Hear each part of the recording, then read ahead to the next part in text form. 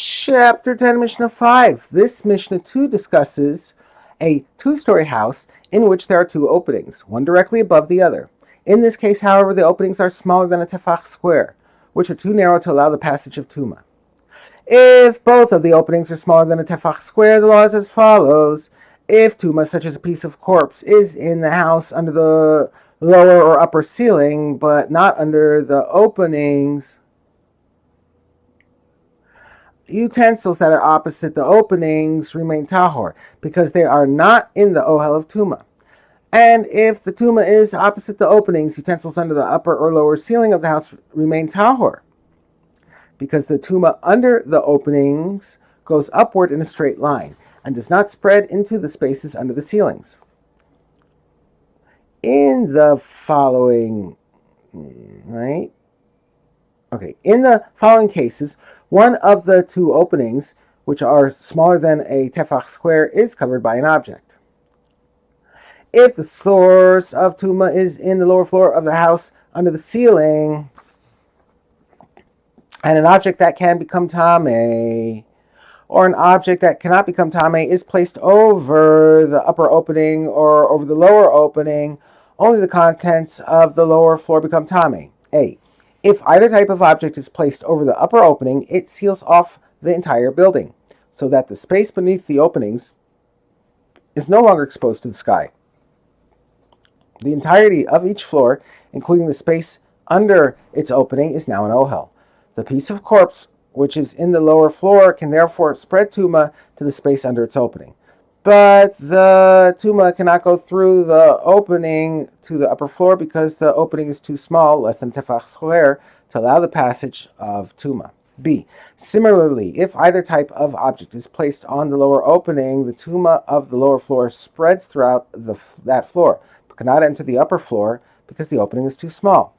Thus, in both cases, only the contents of the lower floor become Tameh, while the contents of the upper floor remain Tahor.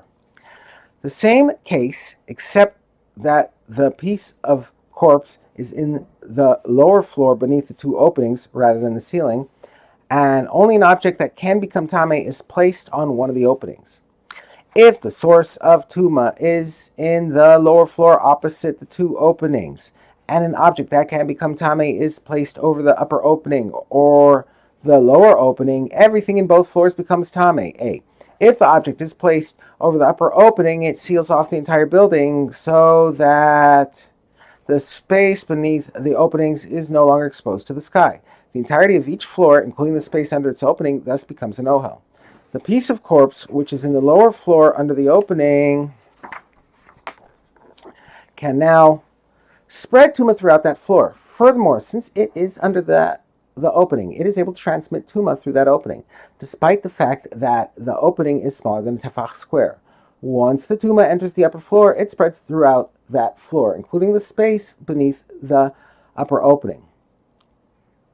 B. The process is similar where the object is placed over the lower opening, because it is viewed, according to the rule of good asik, as though it were raised to fill the upper opening. Therefore, in that case too, the entire upper floor, including the space under its opening, becomes an ohel.